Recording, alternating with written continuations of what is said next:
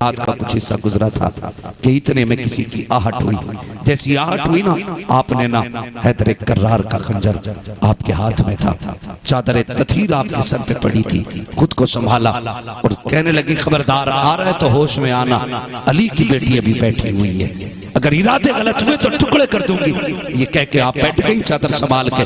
تھوڑی دیر میں جب آنے والا قریب آیا، آ کر کے اس نے سلام کیا. سلام کر کے کہا بیٹی یہ کون ہے، یہ کن کے لاشیں ہیں؟ جیسے آنے والے نے بیٹی کہا تھا سیدہ زینب کی چیخ نکل جاتی ہے، رو کے کہتی کربلا کی زمین پہ کوئی سر پہ ہاتھ رکھنے والا نہیں ہے. کون ہے تو جس نے بیٹی کہہ کے آواز دی ہے؟ کہ یہ نہ پوچھ میں کون ہوں بیٹی، یہ بتا یہ لاشا کس کا ہے؟ کہ یہ جو 18 سال کا لاشا ہے یہ ہم شبیح پیمبر کا لاشا ہے، یہ حسین کے اکبر کا لاشا ہے جس کا چہرہ دیکھتے تو مصطفیٰ کی یاد آتی تھی. کہ بیٹی یہ جوڑے کس کا لیٹا ہوا ہے، یہ 2 بچے برابر کے کس کے ہیں؟ کہ یہ دونوں میرے لال ہیں، میں نے حسین کے نام پہ قربان کر دیے ہیں. کہ بیٹی یہ کون ہے جس کے جسم کے ٹکڑے ٹکڑے ہیں؟ کہ یہ قاسم کی لاش ہے. کہ یہ کون لیٹا ہوا ہے جس کے دونوں بازو ہی نہیں ہے؟ کہ یہ عباس لیٹا ہوا ہے. کہ یہ بتا جس کے سر پہ جس کے کندھے پہ سر ہی نہیں ہے؟ کہ یہ راکب دوش پیمبر ہے جس کو مصطفیٰ کندھے پہ بٹھاتے تھے، یہ اس حسین کا لاشا ہے.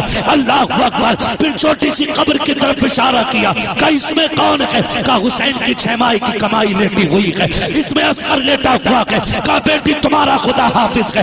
یہ کہہ کے جب آنے والا جانے لگا، سیدہ زینب نے سواری کا رستہ روکا اور روک کے کہا تھا جانے والے ایسے نہ جا، پہلے بتا تو ہے کون، کہاں کا رہنے والا ہے؟ کوئی یہاں آیا نہیں ہے، کسی نے پیار نہیں کیا ہے، تو کون ہے جو اپنا کہہ کے آواز دے رکھا ہے؟ آنے والے نے کہا تھا بیٹی مجھے پہچان، میں کوئی اور نہیں، تمہارا نانا محمد رسول اللہ ہوں، میں مدینے سے دیکھنے آیا ہوں. میری بیٹی جو علی سے وعدہ کر کے آئی ہے وہ وعدہ پورا کیا ہے کہ نہیں؟ بابا سبحان اللہ. نعرہ تکبیر، نعرہ رسالت، نعرہ غوثیت، مسلک اعلی حضرت، ذکر شہید اعظم زندہ باد. برکت عطا فرمائے.